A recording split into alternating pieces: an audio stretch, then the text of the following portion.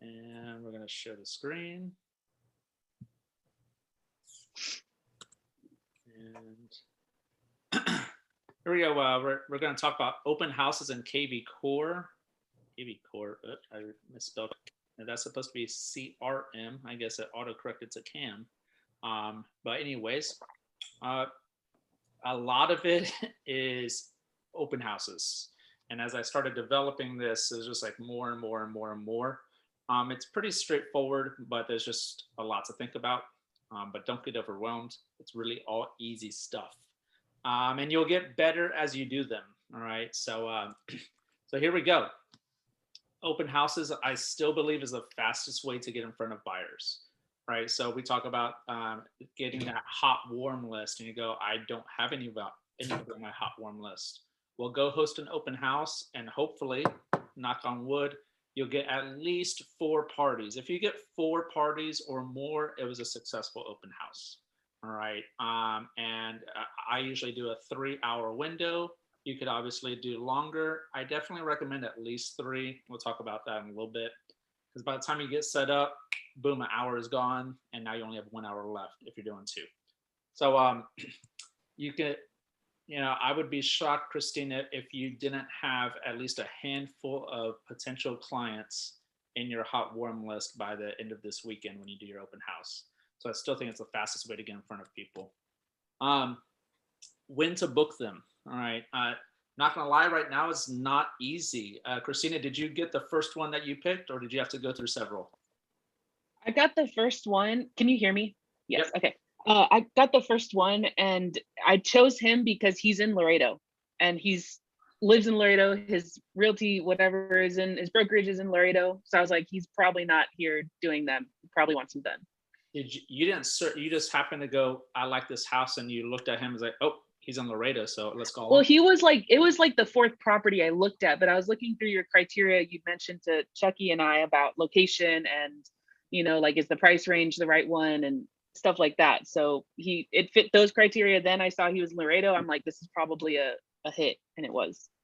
Cool, good. And I never had any issues, and sort of recently I tried to do a couple, and there's a lot more kind of what you were running into of like, oh, we already have somebody. Oh, that house already sold. Like, it's just, this market's a little crazy. Right. I think it's getting better. I've heard from multiple sources that we're getting more inventory, so that's going to open up more opportunities, which is good. But usually Tuesday or Wednesday of that week, and some agents are crazy. In fact, majority of agents are crazy. But like, they're like, you're calling me on a Tuesday, Wednesday for an open house this coming Saturday. I'm like, yeah, we got several days, we're good. And they're like, well, we should have booked this like 2 weeks ago and been advertising it. It's like, bro, like, I'm hosting the open house. If nobody shows up, it's on me, right? Like, this is how I do it. Some of I've run into only a couple like, oh, we should advertise this all week and we needed this in advance. No, to me, it's all about the traffic and and how busy the road is and your directional signs, right? Obviously, we're going to promote it and we're going to put it on different Facebook groups and all that. But Tuesday or Wednesday is good.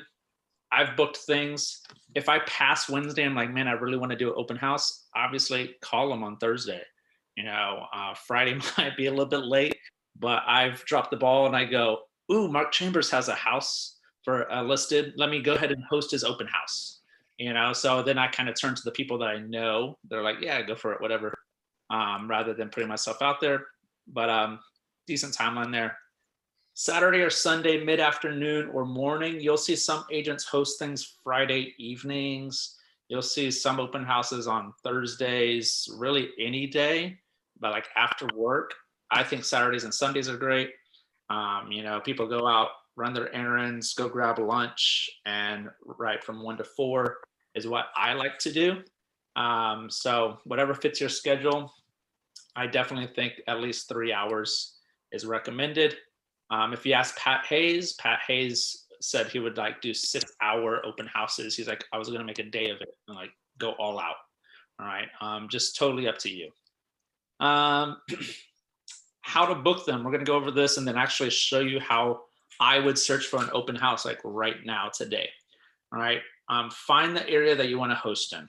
All right. And Brad, you're in Fort Worth. So I don't know if you want to go to the far east side of Dallas to host an open house. That would be pretty far, right? So find the general area, but kind of be flexible at the same time. All right. Obviously, the closer to your house, that'd be awesome. Or, can you go a little bit further out if you need to find a good spot? I like to think of an area that is attractive to a lot of buyers, right? And for us in San Antonio, being inside 1604, that whole Churchill area, and I always talk about that because it's just kind of a really good hot spot. All right, it's great location, centrally located. It's inside 1604. Everything outside is like crazy traffic and blah blah blah blah blah. All right, so I go, man, this is a sweet spot. Of course, when I live downtown, a lot of people love downtown locations as well. So I was like, well, I'm going to do some downtown, and that's where I got my first listing from doing an open house downtown. So just find an area. If you can't find anything in that area, go to your second option. Maybe go to your third option, and just be flexible with that. Price point, this was all taught to me, and I do believe it, and it was explained to me, 250 to 350. No offense, but like if you're a buyer that's looking at something below 200, which practically doesn't even exist anymore, all right, those buyers are typically not financially stable. They might have credit issues. They might, they're not ready to buy.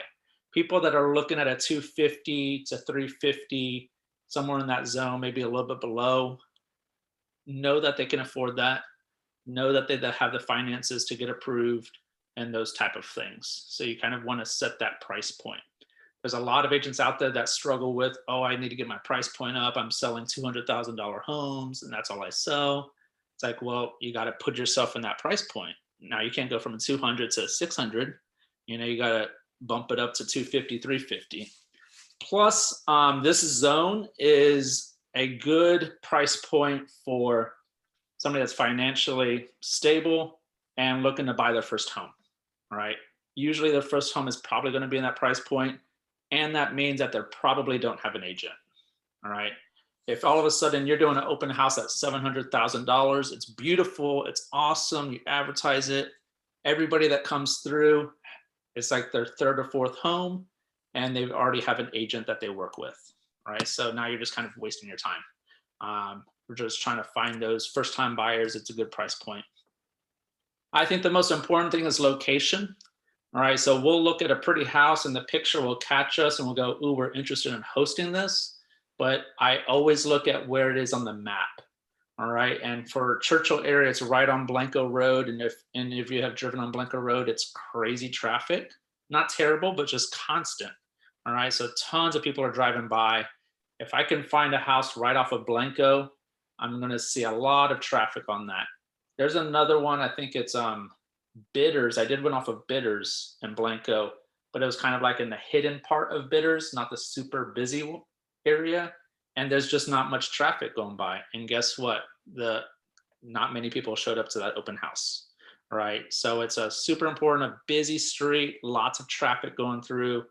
Eyes catch the signs that you post up and they come in, hopefully. All right, so that's probably the number one thing when trying to find a good open house to do. Obviously, the more attractive the house, the better, right? You're going to market on social media and other things. And if it's new to the market, that would be even better. Right now, because those things are going so quickly, you might want to consider something that is active, right? And in our MLS, it changes to active after 10 days of being on the market. So if it says active, it's at least been on the market for 10 days. So maybe it hasn't sold yet, all right, for whatever reason, but it's still cute. It still works. It still checks the location criteria, checks the price point criteria, and it's still a good house. I'm going to say this. You don't give a shit about that house that you're hosting. Like, you could care less if you sell that house or not. All you're trying to do is meet buyers, all right? Obviously, if it's cute, it gets more people in. If the location's great, it gets more people in. You're just trying to, you're a fisherman trying to catch fish. and you put that net out there. And you're just trying to meet buyers. I've never sold a house that I've hosted an open house, except for obviously my listings. All right. But I've never met anybody that's like, yep, I want to buy it. Let's put a contract in. And then you're going to call the agent and request. It's really quite as simple as that. All right. And we're going to go ahead and show you real quick on the MLS of how we do that. Let's see. I'll get to that in a little bit. But we would come in here and we're going to go to our search. And I'm going to go ahead and pick an area that I'm familiar with. This is the Churchill area. This is downtown area. Let's go ahead and go downtown. All right. And I want to first see all the news, only the stuff that is new to the market. And that's it. All right. Oh, price point, 250 to 350. All right. I might go a little bit higher. It's downtown. I might go up to 400. I wouldn't really worry about the max. I mean, again, if you're looking at a $700,000 house, maybe not, but 250 to 4. See, yeah, there's only 2 houses available currently. And there they are, right? One's for 285, one's for 365. And let's just go ahead and quickly take a look at what that looks like. And we go, oh, that's kind of cute. It has, it gets your attention. It has this nice little deck up top. That's interesting. Some of these flippers do some strange things, but it looks like a flip to me. It's on Cherry Street where all the prostitutes used to be. So it's a gentrification going on right by the Alamo Dome. But that was back in the day. That was when we were much younger. It's cleaned up since then.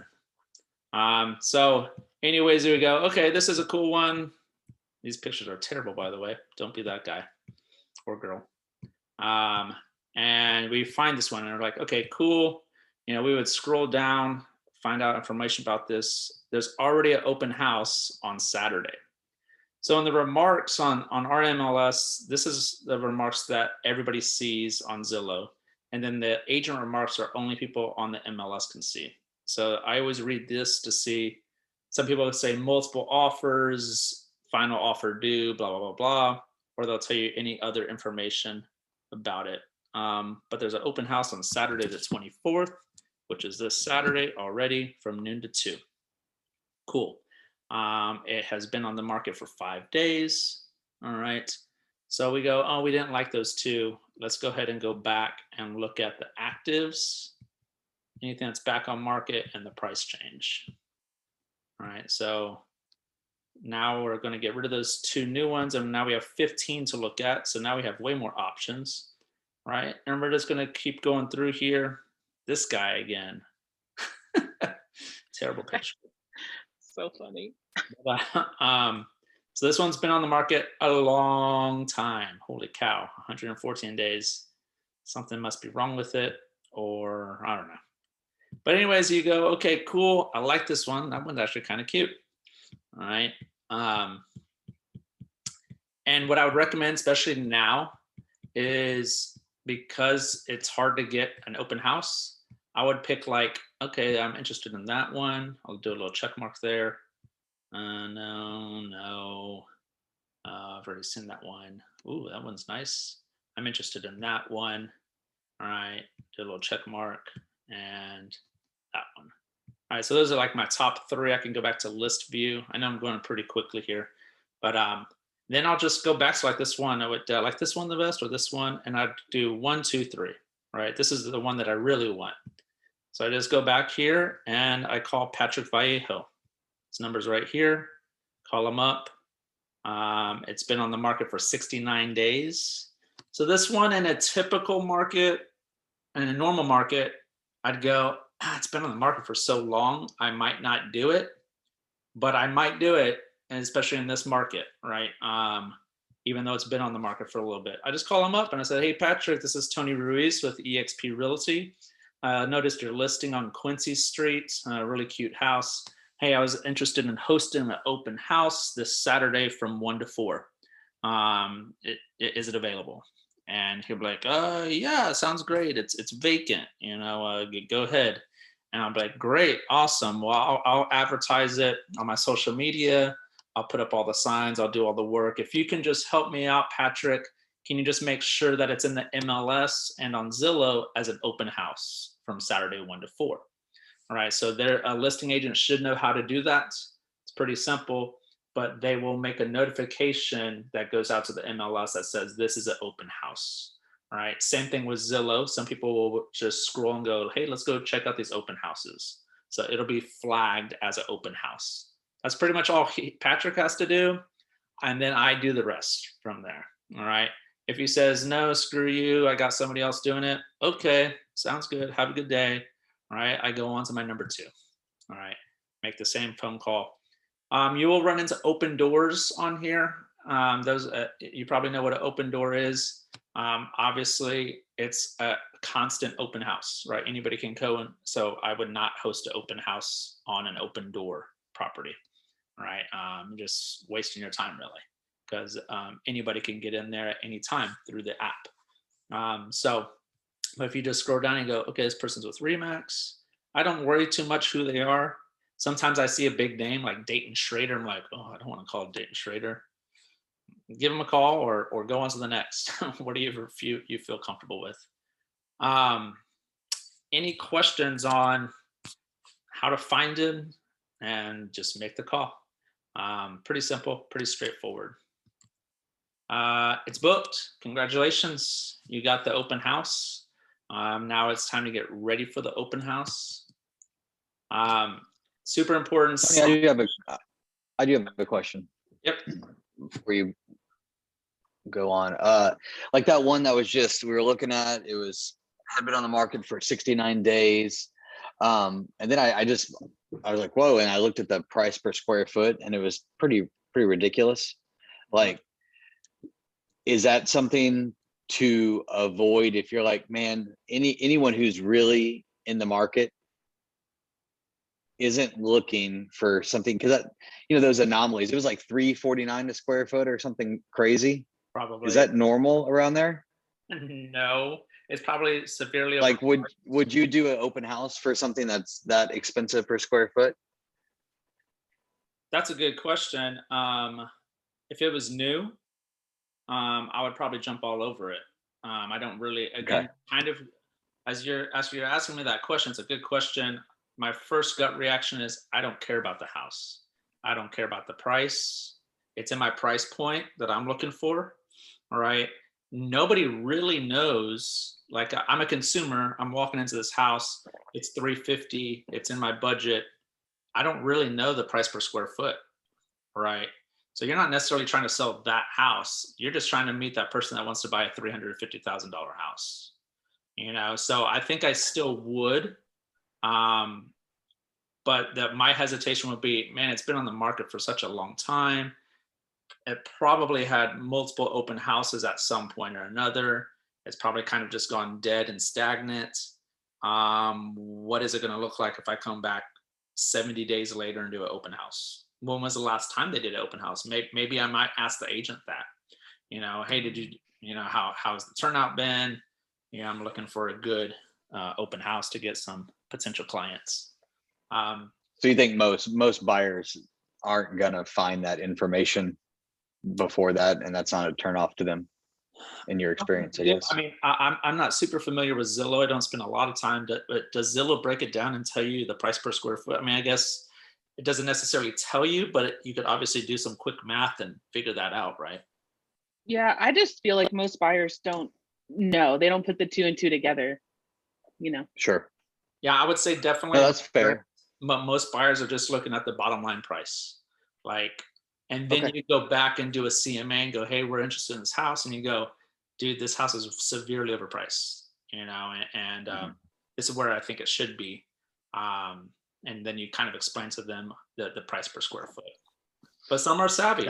Some know the price per square foot, and they're like, I'm not spending more than 200 a square foot or whatever, but not a lot. But that's too far down the list to make a big deal out of, you're saying? I would say so. I wouldn't study Oh, that's a good price. I'll just go, hey, it's in my range that I'm looking for that type of buyer. The type of buyer that's willing to Okay. pay 350 for a house. So yeah, good question. Um, Signage. I'm gonna show you my signs. I asked early on how many signs I should have, and all the experienced realtors laughed at me and just said, "How many can you buy?" Uh, and the more the merrier. I've gotten away with about 10, and they're pretty decent size. The thing that I like about these is they stand out, and it clearly says open house, and anybody with decent eyesight driving by can go, oh, there's an open house that way. All right. They have I have this little piece of paper that I print off, and I cut up a little bit and I tape it on. It's Saturday 1 to 4. And then I've literally had these for 2 years. They come with a really sturdy stake, right, to put into the ground. And I want to say these were approximately 12 to 15 bucks each, right? And so I bought like 10, and I've been telling myself quite a bit that I'm going to go buy 6 more. I think having 12 to 16 would be beneficial. If you can only start off with 6 or 8 and upgrade as you go, then go for that. But think about it, on my busy street, my Blanco Road, I'm going to put 4 of them right there, right? Because there's two-way traffic. I'm going to put 2 on one way, 2 on the other side, all right, and hope that they turn in, all right. So that's 4 right there. If they need to take 1 turn in the neighborhood, I'm probably going to put at least 1, if not 2. So that's 6 right there. And they start adding up. So 10, I think you can get by with pretty well, as long as you don't find, again, going back to location, if you go, man, this is a beautiful house, it's brand new, I want to host it, but you have to take 10 turns in the neighborhood in a gated community to get to the house. Like, first of all, I don't have enough signs to get them there. Second off, it's not easy to get to. So are they going to easily find it? That'd be tough. All right. So signage is important. Another sign that I have is this flag. All right. It has 2 PVC pipes. And I got this all at the Sabre store, my board of realtors. And this stake goes into the ground, and it's a PVC pipe. I plug this one in, and I put this out front once I get to the open house, because I don't want any other realtor to run off with this. All right. So once I get there, I put this in there. It's a flag that just says open house, so that when they drive by, they clearly go, this is the open house house. All right. So I would definitely recommend one of those or something like it. And I would say majority of the people that you're going to meet didn't see your social media post about the open house. They just saw your signage and pulled into the neighborhood to check out what was going on. All right. So I think that's the most important thing. We have a sign in on a Google form. First couple times I just had a sheet for them to sign in, and they wrote it out, and you cannot read anybody's handwriting anymore. So you're just wasting your time, and now you can't even call the person because you can't read it. So I quickly turned to a Google form. Super easy, like 4 questions. I'll show you that in a second.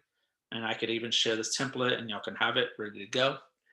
And then flyers. I do make a flyer, 1 MLS, just a sheet of all the information on the MLS. And then 1 from the EXP marketing, which I'll show you here in a second. Social media post to multiple groups. I don't do multiple groups, but I should, and I recommend that you do. All right. For instance, like I always post the open house on my personal and business page. Well, the only people looking at that are the people that know me, right? And whoever the algorithm allows to see my material. All right. So I usually get pretty decent feedback on that. But let's say, like every single neighborhood has their own, typically they have like their own Facebook group, right? So let's say I was doing a open house in Preserve at Indian Springs, where my parents live. I'll go Facebook and look up Preserve Indian Springs group. awesome. It's their neighborhood. I might join it. Sometimes you have to request to be in it and then post it, so that way anybody in that group is seeing that and hopefully they show up to the open house. So I highly recommend doing that, and I'll probably incorporate that into my social media marketing in that.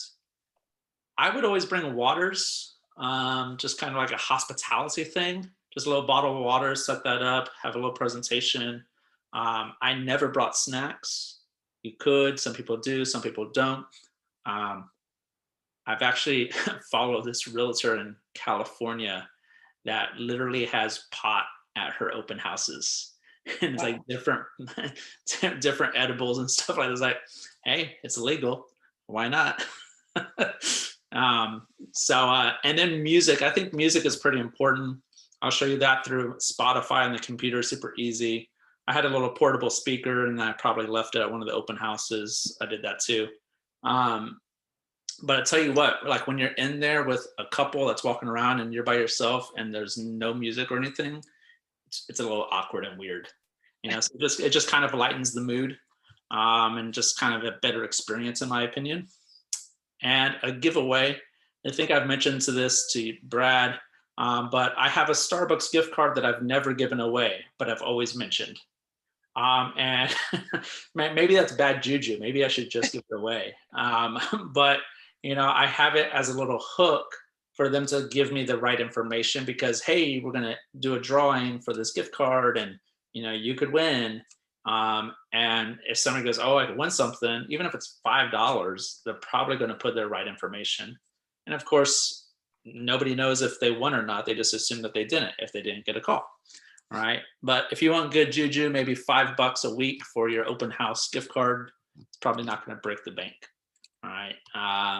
And then that would be a great reason to call, right? Like on top of your follow-up, like, hey, you won the draw, and here's your gift card. I'd love to, when can I stop by and drop it off to you? Boom. Maybe that turns into an agent or sorry, a client, right? And now all of a sudden they're like, oh, that's cool. And they could possibly use you. I should probably do that. And I'm a cheap ass. That's like $20 a month if I did 4 open houses. Anyways, take action, flyers and Google form. Let's go through that real quick. The Google form is just simply this. This is exactly what it looks like. Super easy. I put a little EXP at the top. This is on my iPad, right, that I have set up. And they just type it in. They put their name, email, phone number, and do you have an agent? All right. Yes or no, and that's it. And of course I require all of them. Some people will say, oh, I don't want to put my email down. Okay, then I'll just put in NA, right? This information is just going to me. I can deal with it later. But I definitely want them to at least put an email and or phone number. And then even if they say they have an agent, I'm not going to worry about it. I'm still going to contact them and just be like, oh, who's your agent? And they'll be like, oh, Buyers are liars. I learned that from Rick Tankersley. Buyers are liars. They say that, oh, we're gonna wait till the end of the year. Well, you better follow up with them next month. Maybe something changed in that month, and now they're ready to buy. Because if you wait until, oh, I'll contact you in 6 months, they bought that house 4 months, and now they've already bought a house, and now they're not going to use you. So you just kind of want to, even though they say 6 months out, oh, okay, cool. Maybe you might wait a month, give them a month off, but I would definitely follow up by month 2 and see, oh, you're still on track. Cool. You're saving money. Awesome. Perfect. Let me know if I can do anything. So simple Google form. They submit that. You have the information. You put it into KvCore. I'll show you that a little bit later. Question really quick, Tony, about this. Would you ever consider having them put their address and maybe making it optional, but like putting their current address? Yeah. I mean, why not, right? I mean, that's one of the main things that we try to put in our database. Right. That's what I was thinking. Yeah, that's not a bad idea. You could tie it in with the gift card. Like if you win, I'll just mail you the gift card. And you actually could. Yeah, Keep in that's a great touch. point. I wouldn't shy away from it if that's what you want to put on it. Put it on there, Okay. and maybe not require it or require it. And if they feel uncomfortable, that's no problem. Here you go, next, and whatever. So yeah, that's a good idea. And then the other thing is, you said you put up just an iPad, which I could do, but I was also thinking about doing a QR code that they can scan with their phones. Do you think they would be less likely? Any experience with that? That's a good question. I Especially because they're so popular now in restaurants. Like, there's no more menus. It's like everyone knows how to do it now. That's a good point. So I mean, they just scan the QR code and they fill in the The same Google form, yeah, on their pops phone. up. I don't see why that would. I would probably still lean more towards the iPad. I think the QR code would work okay and perfectly fine. But they might go, oh, scanned it, and then they're like, yeah, And then they fill put it it down. out, and then they don't fill it out. The thing that I like about the iPad is I could like literally see them doing it. Right. Oh, you forgot that, or whatever. And so instead of them like, yeah, I submitted it, thanks, and then they walk out without filling it out. So Okay. something to think about. Yeah. Um, Google Form and flyers. Real quick on Spotify, you go in here, Spotify, it's playing through the web browser, and I just typed in open house, and boom, here's a playlist, and there's like multiple playlists, and my internet sucks. Boom. And you turn this down, it's just background music. So you might be working, you might be making phone calls, and nobody's coming to your open house. Use this 3 hours to work on something, right? Maybe you're making cold calls. Maybe you're following up with your database. Maybe you're just organizing and cleaning it up, doing something to do that. And then obviously I can control it from here and going, oh, somebody's coming in, now we're talking. I'll turn it down a little bit so we can clearly communicate. And then as people are walking around, just bump it up a little bit. So it's just sound besides silence. Mood. So and then EXP. Here's the marketing. Sorry, real quick. Let's say this is my open house. All right, so one of the flyers that I would do is I would just go to the MLS, and right up here is a PDF to where I can download this PDF, and it will look like this one pager. I don't know why it's 2 pages, but it's weird. But anyways, it's just a 1 pager, and I would print this out, and I'd probably just put it in black and white, and I would probably do about 10. All right, 10 of the 10 pages, one page each. And that'd be one of my flyers. And then my other flyer would be, I hate when that thing drops down and I can't click there we go. EXP Enterprise. All right, we scroll down to the marketing, right? Towards the bottom here, customizable marketing materials. Have any of y'all played with this one yet? Yeah. I was just there about half an hour ago. Yeah. Yeah. So this is obviously something that we have access to, and you get you logged in. But listing flyers and brochures, you have to kind of play around and see what's in here. But they have things for open houses that make it super easy. Listing flyers and brochures, it looks similar to this. And you literally drag and drop photos. Here's a broker open house. Here's the open house Geo series, a really easy one. All right. And you just click and change whatever you want. You want the list price is 300. Boom. It's now 300,000. I think I have to put the comma in. All right. You change your, the address, change your date, change your photo, put your information in, upload these photos. You don't want that one. You take your 4 photos from the MLS, download them to your desktop, upload them straight to this. Boom, fill out your property features, make it look complete and nice. And then you have your open house flyer. You could go from here and you could download it to your computer and print it out. On this one, I would do color. And this is where I partner with a loan officer or a title company, because I have a decent printer, but I don't have like the laser jet, super nice color printer. All right. And I don't want to waste a bunch of ink. When I do this, it looks okay, but it gets like super wet looking and it doesn't look sharp. All right. So I send this off in a PDF and say, hey, Eddie, can you make me 12 copies of this? Yep. Come on by, pick them up. Cool. Sounds good. I'll swing by this afternoon. So then I have like that laser jet, clean, crisp look to that, plus my black and white MLS. And I have those two and I hand those to them because I don't want people leaving my open house empty handed. All right. I came in with nothing. I walked away with nothing, and that's all I got. All right. It has my information here. Sometime, and I'll also lay out my business cards. You know, I'll take a handful of my business cards and just plop them down right there by the iPad, as especially older people love a business card. I don't know why, but they pick up that business card. And so that's what I have laying out, or I hand it to them. Pretty simple. Any questions on that? Excellent.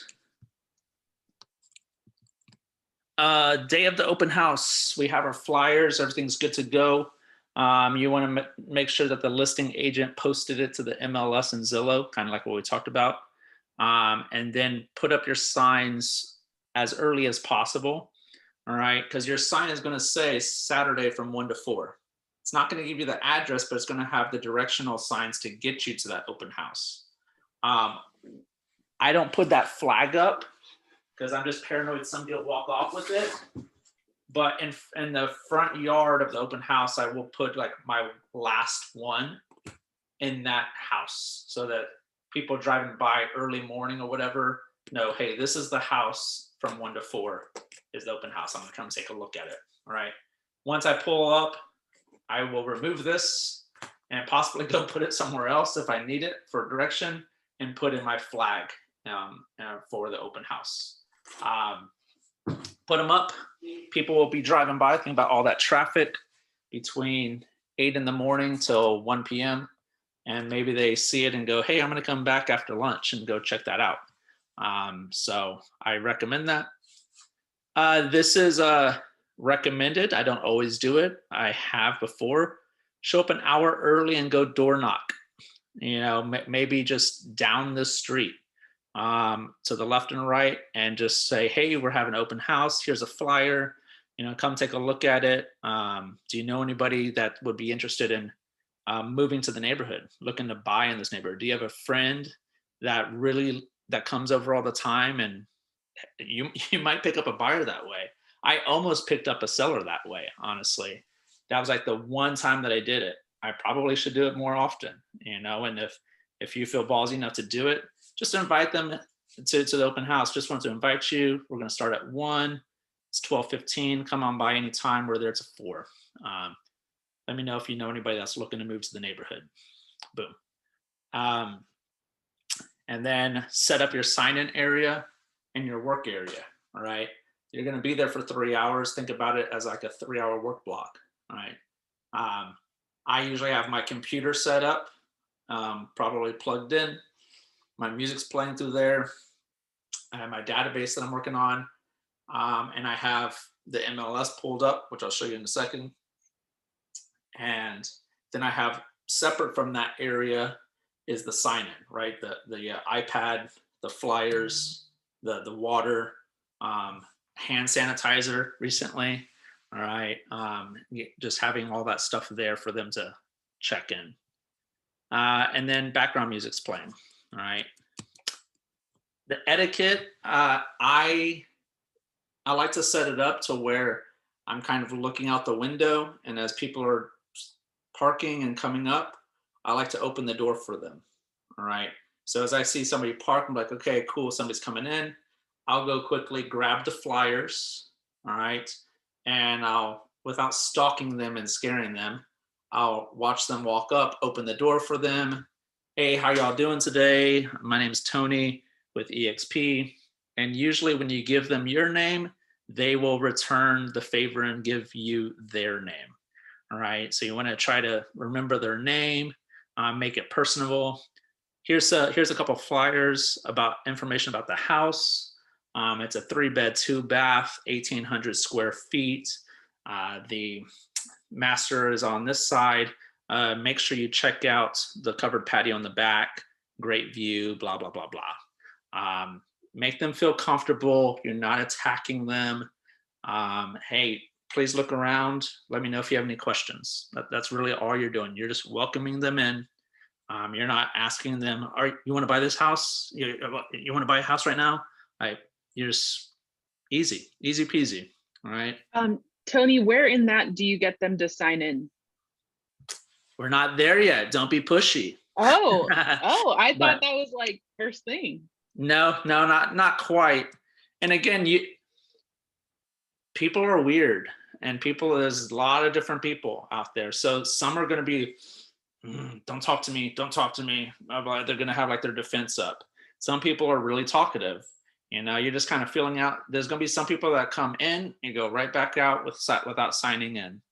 Your goal is to try to get everybody to sign in. If you're going, hell, I had 6 parties come in and they all signed in and we had decent conversation, that was a hell of an open house. All right. If you go, I had 10 parties come in, only 3 signed in for whatever reason, hey, you still got 3 people that are potential clients. All right. Some people just come in with a stick up their butt and they know that, oh, I'm a salesperson. I'm going to sell you this house. I try not to come off that way. So just come on in, and then we'll listen and watch for cues. So getting to your question, this is where it's going to come up. They start walking around. Maybe they have kids. Maybe it's just a couple. They start talking. You're just listening carefully. And, oh, I like that. Ooh, or, oh, that's too small. Or you're just picking up on things of what they like and what they want. And then these are the questions you start asking. All right. You want to ask more questions than telling them about the property.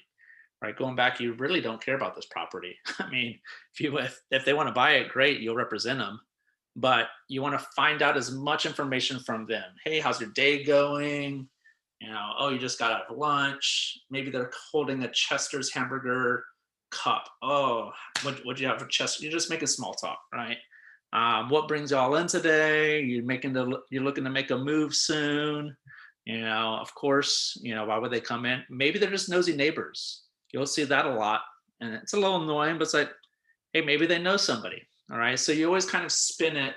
And the better you get at it, the more questions that you learn how to spin, right? Oh, we just live down the street. Oh, okay. So immediately most agents will go, well, this person is not buying. Like, what? That's it. They just stop. All right. But it's like, oh, that's cool. How long you've lived here? Oh, well, we've been here for 10 years. Oh, okay, cool. And all of a sudden they start talking to you and you find out that their son or daughter is looking to buy a house, and then that turns into a potential deal. Right. Or they have a friend that's been looking in the neighborhood, so everybody's a potential client. You just got to look to spin that negative comment into well, let's change our approach to this person and see what's going on. Maybe they want to buy a rental property close to their house, so just kind of find ways to spin that. Are you currently renting, or do you need a house to sell? Oh, we need to sell our house. We've been there for 15 years. We're tired of it. It's too small. Jackpot. Now I get to sell a house and hopefully buy a house, right? That's 2 deals. Or, oh yeah, we're renting. We have never bought a house before. Great. Well, when does your lease expire? Oh, well, we just signed for another year. Damn it. Okay, well, whatever. At least in a year they want to get out, right? Or, oh yeah, our lease is coming up in 3 months, and we figured we need to start looking. Perfect. 3 months is going to be here super quick. All right, let's get you pre-qualified. So those are important. What are you looking for? You know, they might, a lot of times they look at the house and they just don't like it. Most of the time, these buyers don't like the house. And I was like, oh, that's cool. Well, what are you looking for? Oh, we really want a pool. Okay, cool. Taking a lot of mental notes. All right. I wouldn't write stuff down. You're just trying to build rapport, ask questions, get all the information you can out of that 10 minutes you're with them. Oh, we need a 4-bedroom. This only has 3. We have a kid on the way, blah, blah, blah. Okay, cool. You need 4s. Okay, well, great. How old are your kids? Find out what's important to them. How long have y'all been looking? So I've yet to ask, are y'all working with the realtor? A lot of people will jump to that. All right. I don't give a shit if they're working with a realtor. I mean, and if they really are working with one, they're going to make it very clear to you without even asking. All right. So, how long y'all been looking? Oh, we just started. We're thinking about buying a house. Okay, great. I'm thinking they probably don't have a realtor. All right. That it's not like they've been looking for months and going on tours and stuff. So I just kind of fill them out. More etiquette and questions, lead them to the sign-in with the flow of traffic, right? Typically, you're greeting them at the door. More than likely, your sign-in's not going to be right there at the door. It all depends on how the house is set up and the flow of the house, right? So you might let them walk around, and then they kind of come to the kitchen where you're kind of camped out in your zone of workspace and sign-in space. Oh, what do you think about the bedrooms? Are they, oh, they're too small? Okay, cool. You're looking, why do you need so much space? Hey, do you mind signing in real quick right here on the iPad? The seller really wants to know who's been in and out of the house today. Oh, by the way, we're doing a drawing for this gift card. If you sign in, you'll be entered into the drawing for the gift card. Oh yeah, okay, cool. I mean, if at this point you've built enough rapport and make them feel comfortable enough to sign in. All right. So you're not forcing it down their throat, and then get them to sign in. Don't force it. Hook them with the giveaway. Ask for feedback on the house. I mean, you would love to sell somebody that house. I mean, if somebody walked up and said they wanted it, and especially if you're the listing agent, at a certain point, you want to provide feedback to your seller and going, everybody hated the house, and it's too small. It needs to do this. And they'll give you feedback. And the most important thing about that feedback is you're learning what they want or what they need, right? So you're taking more mental notes, and have flip properties in the neighborhood, all right? So real quickly, I think I have it right here. I'm doing an open house in the preserve at Indian Springs. So I'm going to pull up that neighborhood, and I'm going to look at all of the houses that are currently available. All right. So let's say I was hosting open house and there's 2 other houses in this neighborhood right now at your price point. All right. Hey, I got 2 other houses just down the street. I'm done at 4 o'clock here. Hey, I'll wrap up at 3:30 and meet you at this house. You want to go see it? And they're like, yeah, we're out here anyways. Let's go see this other house. It's bigger. It's what you want. I'll even pull it up and go, look, here's the pictures. I'll have them stand over my shoulder and go, oh yeah, that's nice. I like those floors. Yeah, let's meet at 4. Perfect. I'll set it up. I'll see you there. All right. And you shut down a little early. Pick up your signs after you show that house, get over there, meet them, show them the house. All right. So flip properties are pretty important. Take detailed notes on each customer after they leave. All right. As much as possible. Sometimes I do it in my notes app, which is set up on my computer. Sometimes I'll go straight to KvCore and add them from their sign-in. So like as they signed in and submitted, it's already in my Google Doc. So then I might be adding them to my KvCore right then and there. They have a page set up, and I go right into notes, and I go, father and son, we're together, looking for a place for them. Son goes to MacArthur High School, plays soccer, blah, blah. Like just all the personal notes and information that you've gathered in that 10 minutes. Because what kind of awesome contact is that? Like, hey, Brad, your son, Tom, how's he doing? You say that like a week later or whatever, because you know that he had his, how was his soccer tournament last week? Blah, blah. Oh, holy shit, this guy remembered like my son. Now they're hooked, right? Of course they're going to use you or at least respond to you. And then you just keep going. Here's the most important thing that I sucked at, and hopefully you're going to be better at, and I still need to work on. And every realtor on the face of the earth sucks at follow-up. And this is the most important thing. All right. Ways to follow up. Same day, I started doing a thank you text message. All right. So I wrap up at 4. By the time I pick up my stuff, I'm home at 5. I will sit down and say there was 4 people that came through. I'll individually text each one of them, hey, thank you so much. It was great meeting you today at the open house. Have a great week. Let me know if you have any questions. Or not even that, just, hey, thanks for stopping by. It's great meeting you. Have a great week. That's it. And I attach a little business card thing on it so they know who I am. Like, oh yeah, that guy. I remember that guy. Maybe they went to multiple open houses and you were the only one that did that. The next day, I would set them up on an MLS auto search. So for the next 3 months, they're literally going to get properties from me every single day, right? With my face, and that's it. Maybe you just stop doing the follow-up, but for the next 3 months, every single day, they're going to see your face with properties that you're sending them.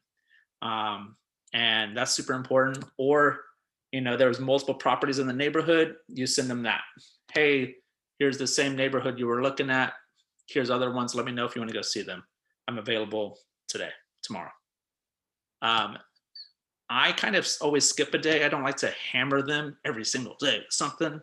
You want to pace it out. Day 3, call, text, ask if they have been receiving the auto search. Maybe you set them up on this, but maybe they haven't received it for whatever reason.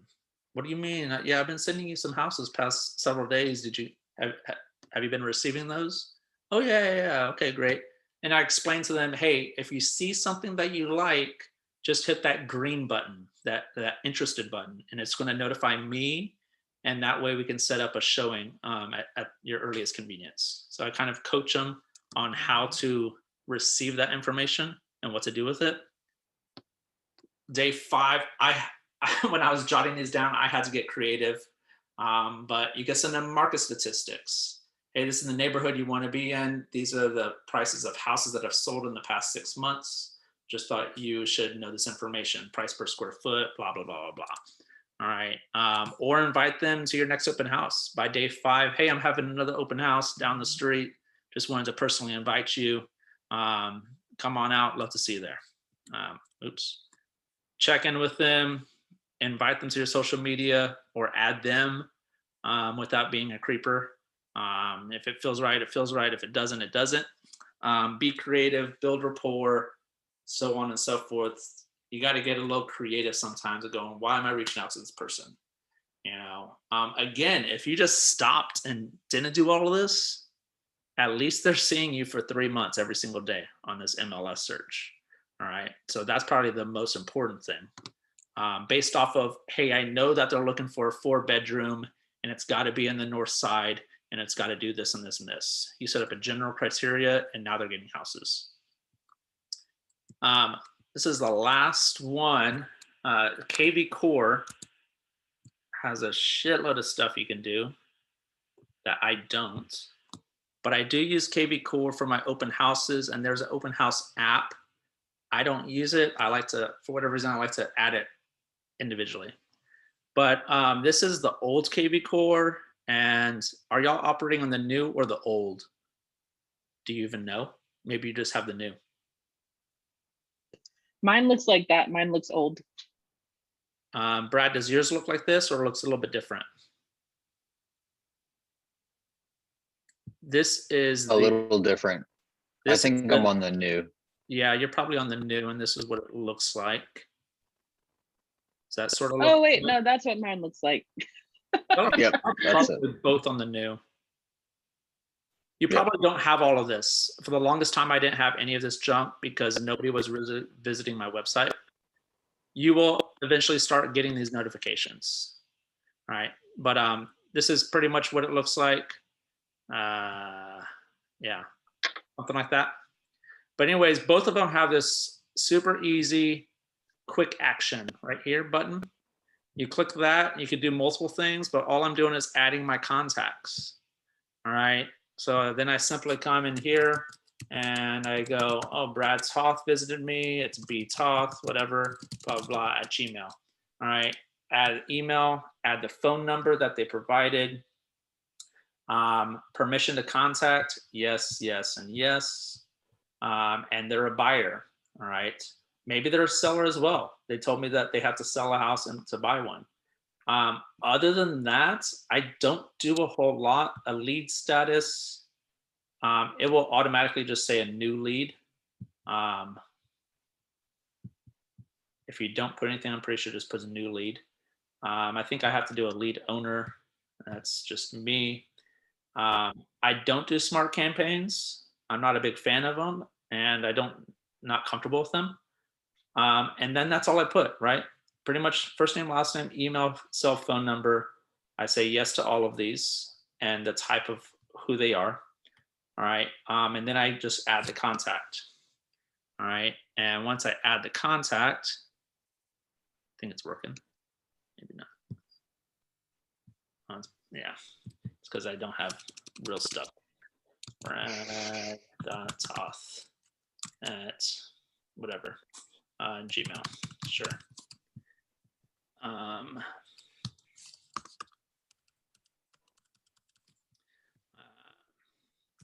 Add contact.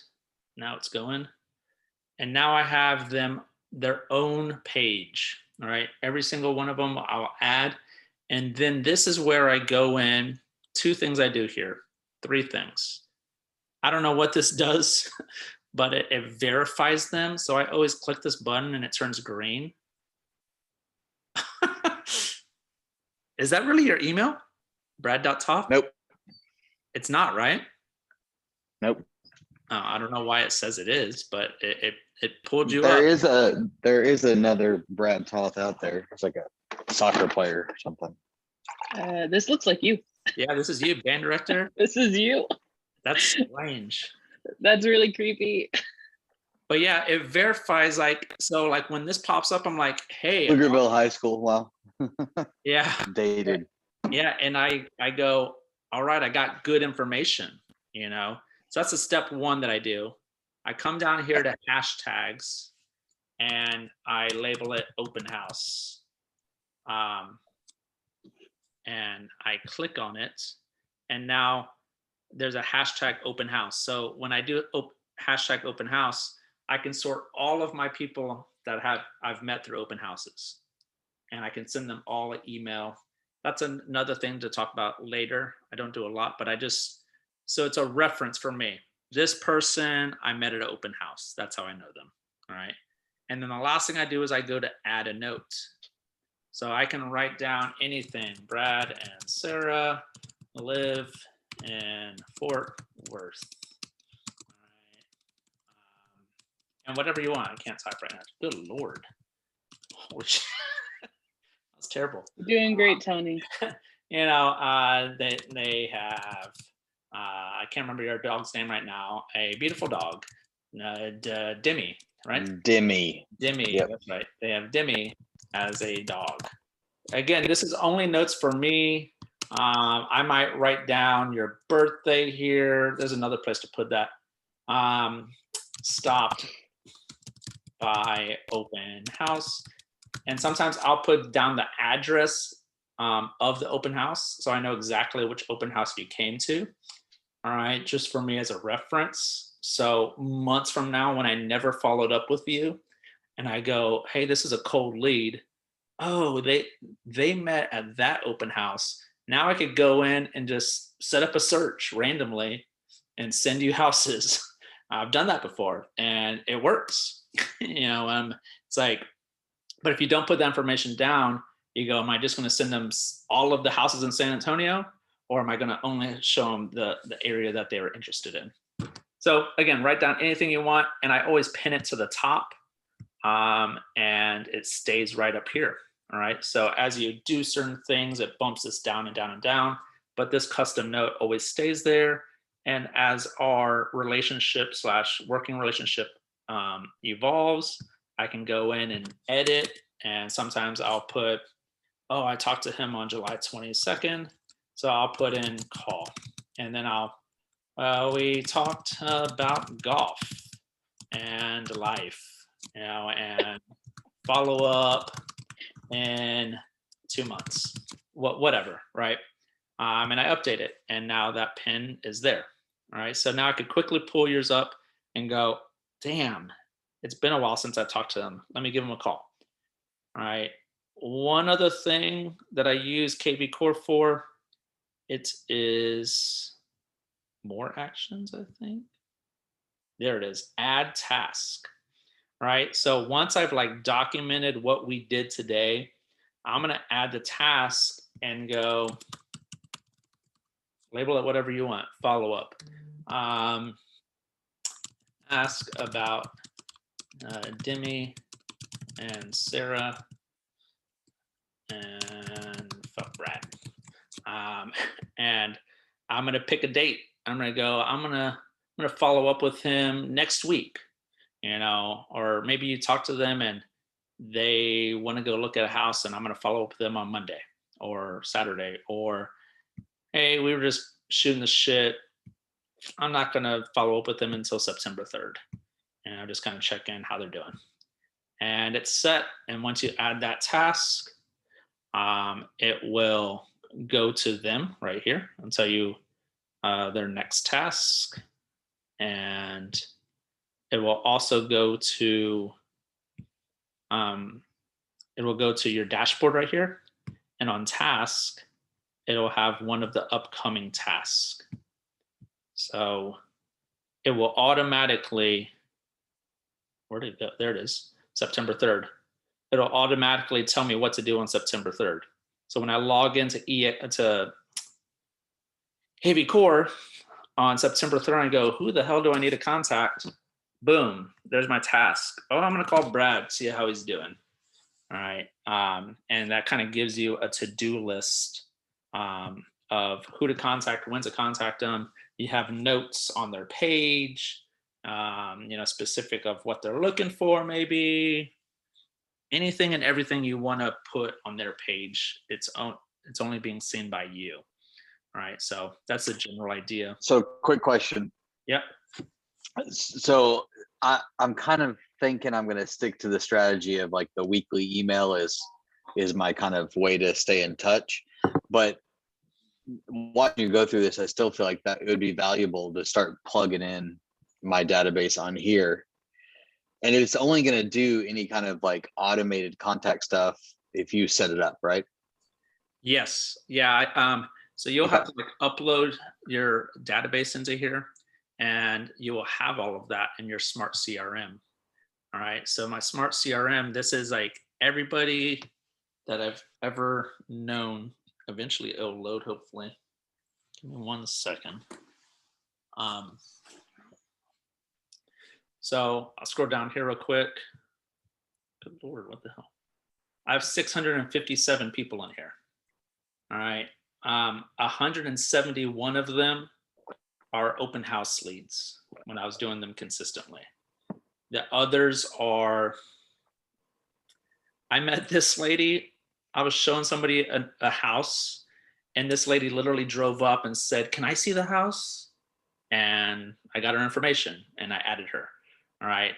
Come to find out, she was wanting to buy a house, but then she got transferred to Houston. I probably should have followed up and seen if I could get a referral, but I didn't. All right. These other people are database, but bottom line is, you go, good Lord, how do you sort through all that? Well, you go to filters, right? And you go, I only want my sphere, right? And here, these are the categories, and you go, oh, I only want to see my sphere, right? My database. And then boom, it will do that. And it'll go down to, I don't know, 400, something like that. but that's a way. It's like, okay, these are the people that I like know personally from something, and I've labeled them sphere, right? So I usually only use sphere, a new lead, active lead. Like if you say that you did a phone call with a new lead, it'll automatically change them to active lead. And then of course you could filter them by hashtags. All right. So that's why I feel those are pretty important. Get rid of the filter, and then filters applied. Guess I'm gonna get rid of that. But somewhere in here is hashtags. And you could just go, let me pull up all my open house people, and I'm going to blast them an email telling them about my open house coming up this weekend. All right. And so you could definitely put them in there. And then they will be set up or not set up. I don't think I have anybody set up on, what do they call them? You can see that I haven't, I don't do a whole lot with this, but there's so many things you can do with it. Send them some emails, receive the email. It'll tell you if they opened the email. Campaigns. I don't see where the heck the campaigns are, but why am I not seeing that? Active campaigns. So they have campaigns that you can just plug in and use if you like them, and it'll just automatically send them stuff, or it'll automatically tell you, hey dummy, you need to call Tony, like, and it'll like notify you to do that. Or you can go in and create your own open house campaign, similar to what I did, right? Day 1, I text them. Day 3, I set them up on a search. Day 5, I follow up. You could create your own and add them to it. And every time you type in open house, it'll say, do you want to add them to the open house campaign? Yes. And it pretty much does it. So does that help? I would definitely recommend putting everybody in here. Because I think it's just also a little bit more organized than say like a floating Google sheet or something like that. And it's always in the cloud, right? It's like always accessible. Right. So, cool. Thanks. yeah. Anything else? I have a couple questions about the open house thing. Yeah. Go for it. So first of all, how do I access the house on that day? Do I need to set it up as a showing? Yeah. Yeah, you will set up a showing on showing time. Do you have the showing time app? Yeah, I actually went by there to take a look at the place and get better pictures for my own social media posts, because his MLS photos are horrendous.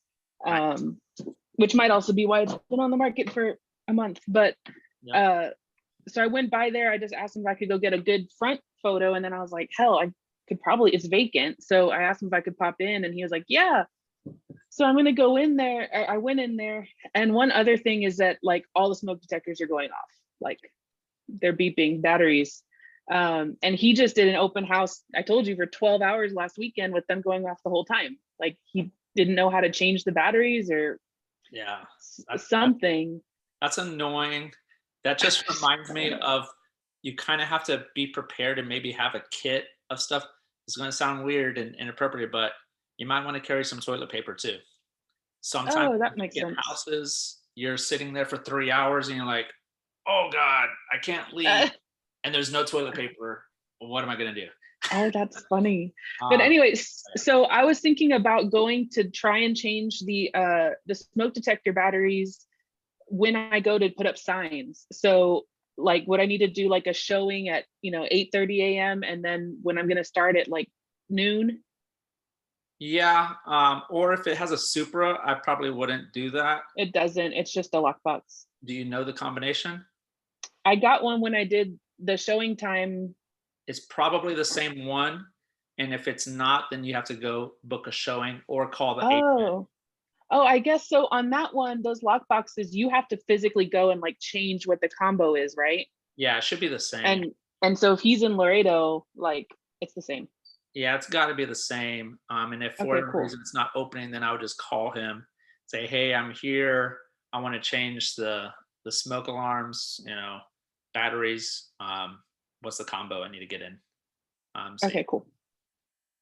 yeah, So that was one. What else do I got? that's all you get. What? I mean, you can like stop this and we can like go off that way. I'm not like wasting everyone's time with personal. I have my first open house questions. No, it's all good. Let's go ahead and I'm gonna 1 second. I am going to pause this or actually stop the recording.